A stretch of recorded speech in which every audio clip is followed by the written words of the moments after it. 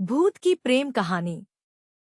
प्रेम ऊपर वाले का दिया हुआ अनमोल उपहार है और जिस व्यक्ति को यह नसीब होता है उसे जीते जी स्वर्ग प्राप्त हो जाता है। लेकिन कुछ ऐसी भी प्रेम कहानियां हैं जो एक तरफा आगे बढ़ती है, कुछ को उनकी मंजिल मिल जाती है और कुछ बदनसीबी के गलियारों में भटक जाते हैं। इसी से प्रेरित होकर भूत की प्रेम कहानी हॉरर लव स्टोरी लिखी गई है। एक बहुत ही बड़ा कॉलेज था जहां कई शहरों और गांवों के बच्चे पढ़ते थे और उन्हीं बच्चों में एक आशा नाम की लड़की भी थी जो विज्ञान की छात्रा थी।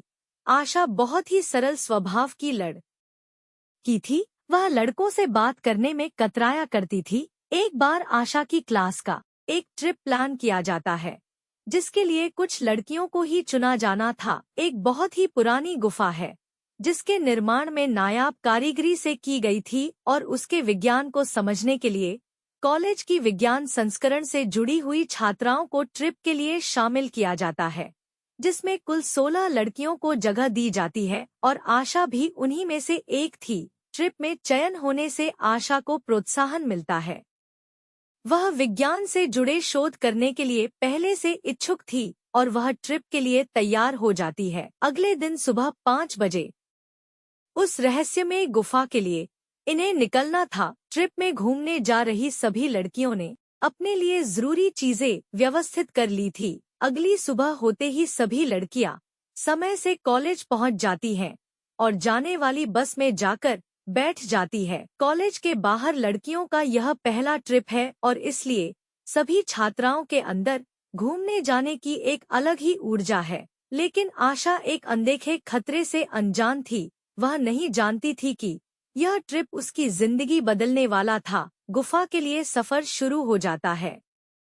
गुफा का रास्ता पहाड़ के किनारे से होकर जाता था जिसके लिए लगभग 40 किलोमीटर की यात्रा की जानी थी। सफर को रोमांचक करने के लिए सभी लड़कियां बस के अंदर अंताक्षरी खेलते हुए जा रही थी। सभी के चेहरे खिले हुए थे। बस के अंदर एक महिला शिक्षक भी यही थी जिन्हें इस ट्रिप का मेंटोर बनाया गया था और उन्हें गुफा के अंदर मार्गदर्शन देने की जिम्मेदारी दी गई थी। 1 घंटे के सफर के बाद बस गुफा के सामने पहुंच जाती है। यह गुफा पहले से ही लोगों में डर के लिए बदनाम थी, इसलिए यहाँ ज्यादा लोग नहीं आया करते थे।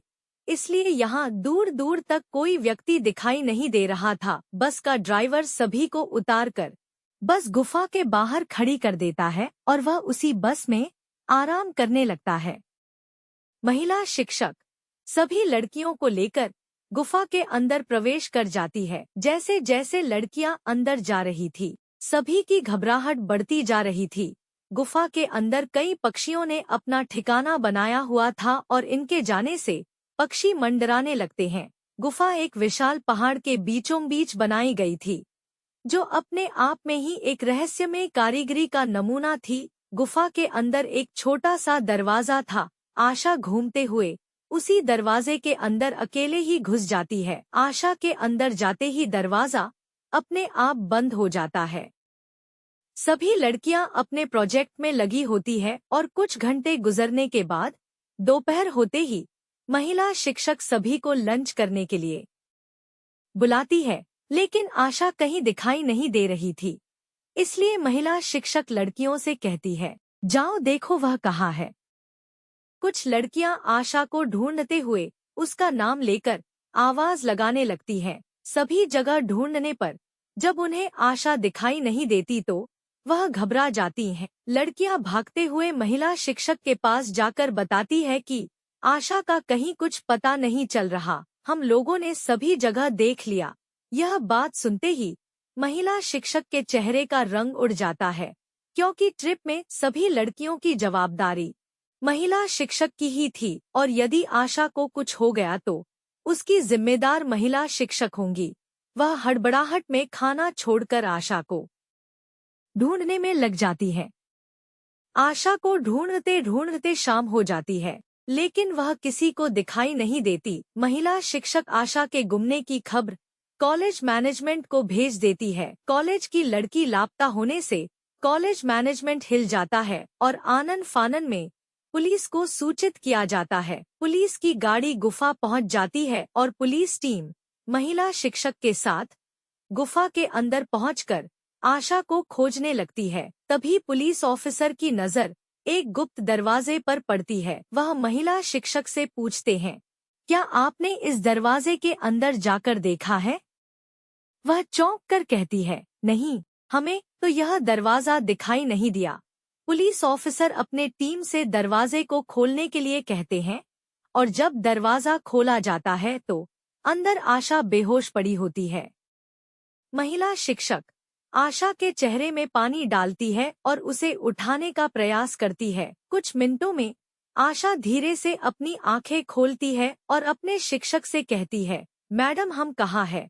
महिला शिक्षक आशा को सारी बात बताती है और उसे अपने साथ ले जाकर बस में बैठा लेती है। आशा के गुम हो जाने से लड़कियों का कॉलेज ट्रिप फीका पड़ चुका था। क्लास की सभी लड़कियां सोच रही थी कि आखिर आशा उस कमरे में बेहोश क्यों हुई? आशा से कई बार पूछने पर भी उसे कुछ याद नहीं था और अगले ही दिन गुफा से जुड़ी जानकारियों के आधार पर कॉलेज में वैकल्पिक परीक्षा होनी थी और यह परीक्षा उत्तीर्ण करना अनिवार्य था।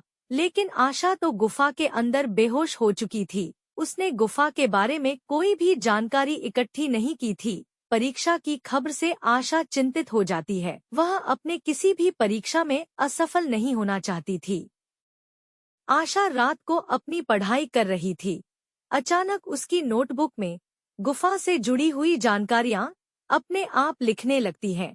बिना किसी के पेन चलाए ही कागज पर सब कुछ लिखता जा रहा था। आशा यह देखकर घबरा जाती है और जब सारी जानकारी पूरी हो जाती है तो आखिरी में एक दिल के निशान के अंदर आशा के लिए प्यार के इजहार भरा संदेश दिखाई देने लगता है। आशा यह सब देखकर अपने कमरे के बाहर भागती है और अपनी सहेलियों को बुलाकर वह कागज दिखाती है। लेकिन उस कागज में आशा के अलावा किसी और को कुछ दिखाई नहीं देता। उसकी सहेलियां उसकी बात पर विश्वास नहीं करती। आशा को भूतिया एहसास होने लगा था। आशा के कमरे में भूत की दस्तक हो चुकी थी। भूत की लिखी गई जानकारी को आशा पढ़ लेती है और सुबह अपने परीक्षा में चली जाती है। लेकिन जैसे ही आशा को प्रश्न पत्र मिलता है उसे विश्वास नहीं होता कि वह सारे सवाल वही होते हैं जो रात को उसकी कॉपी में अपने आप को लिख गए थे। आशा परीक्षा में आए हुए सभी सवालों के जवाब बड़ी आसानी से हल कर देती है और परीक्षा समाप्त होते ही अपने कमरे आ जाती है। आशा का दिमाग रात के उस संदेश पर ही टिका होता है जो किसी प्रेमी का प्रेम पत्र लग रहा था। आशा अपने कमरे में अकेले बैठी कुछ सोच रही होती है। उसी समय कमरे की दीवारों पर बड़े बड़े अक्षरों में आई लव यू आशा लिख जाता है। आशा तुरंत बगल वाले कमरे से छात्राओं को बुलाती है और उन्हें दीवार में लिखा संदेश देखने को कहती है। लेकिन इस बार भी वह संदेश केवल आशा को ही दिखाई दे रहा था। आशा अपने कमरे में परेशान बैठी रहती है। पीछे से कोई उसके बालों में हाथ फेरता है। आशा तुरंत अपने कमरे में खड़ी हो जाती है। उसे कमरे में किसी के मौजूदगी का एहसास होने लगा था।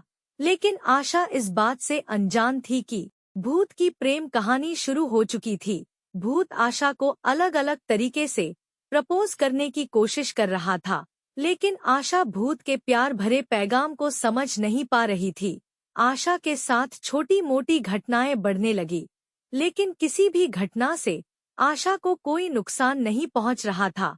इसलिए वह इस बात से निश्चिंत थी कि उसे कोई हानि पहुंच सकती है। आशा के माता पिता उसकी शादी करने के लिए लड़का देख रहे थे और उसी के चलते एक बहुत ही अच्छे घर का रिश्ता आशा के लिए आता है। आशा भी रिश्ते से खुश होती है। आशा के माता पिता उसे एक दिन के लिए गांव आने को कहते हैं। आशा शहर के हॉस्टल में रहती थी और उसका गांव 15 किलोमीटर दूर था। सुबह होते ही आशा अपने गांव पहुंच जाती है। दोपहर के वक्त वर पक्ष के लोग आने वाले थे, जिनके स्वागत के लिए व्यंजनों की साज सजावट की जाती है और कुछ ही पलों के इंतजार के बाद लड़के वालों की गाड़ी आशा के घर के दरवाजे के सामने आकर खड़ी हो जाती है। लड़का बहुत ही सुंदर दिखाई दे रहा था। आशा उसे देखते ही मोहित हो जाती है और मन में ही उसे अपना पति स्वीकार कर लेती है। आशा शादी के लिए अपना मन बना चुकी थी, अब इंतजार था तो सिर्फ लड़के की हाँ का। आशा बहुत ही सरल स्वभाव की लड़की थी, इसलिए वह लड़के को पहली नजर में ही पसंद आ जाती है और लड़का आशा से शादी के लिए हाँ कह देता है। लड़के वालों की तरफ से हाँ होते ही आशा के घर में खुशियां की लहर दौड़ पड़ती है। 2 माह बाद दोनों की शादी का मुहूर्त निकाला जाता है। शगुन के तौर पर लड़के वाले आशा की ओली में कुछ पैसे और उपहार डालते हैं। आशा इस रिश्ते से बहुत खुश होती है, लेकिन आशा की खुशियां कुछ ही क्षणों की मेहमान थी। एक फोन कॉल से आशा की दुनिया उजड़ जाती है। जैसे ही उसे पता चलता है कि जिस लड़के से रिश्ता तय हुआ था, कुछ ही दूर जाने के बाद उसकी गाड़ी का एक्सीडेंट हो गया है और उस लड़के की मौत हो चुकी है।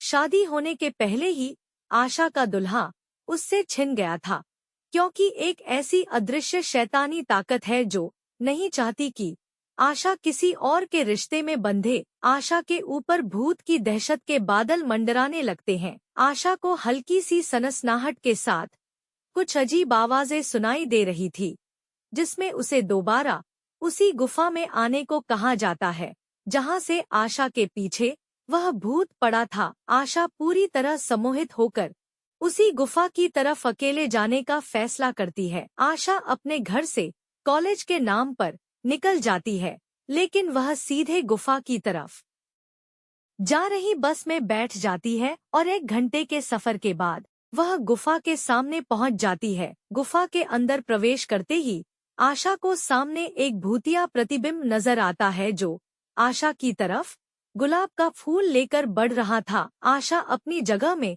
मोम के पुतले की तरह खड़ी हो जाती है। आशा अपनी मानसिक चेतना खो चुकी थी और उसी समय वह भूत आशा के सामने आकर अदृश्य हो जाता है और आशा जोर जोर से हंसने लगती है और थोड़ी ही देर में उसकी आंखें बंद हो जाती हैं और जैसे ही वह आंख खोलती है वह एक अलग ही दुनिया में पहुंच जाती है। आशा एक भूत की बाहों में बाहें डालकर खूबसूरत मौसम का लुत्फ उठा रही थी।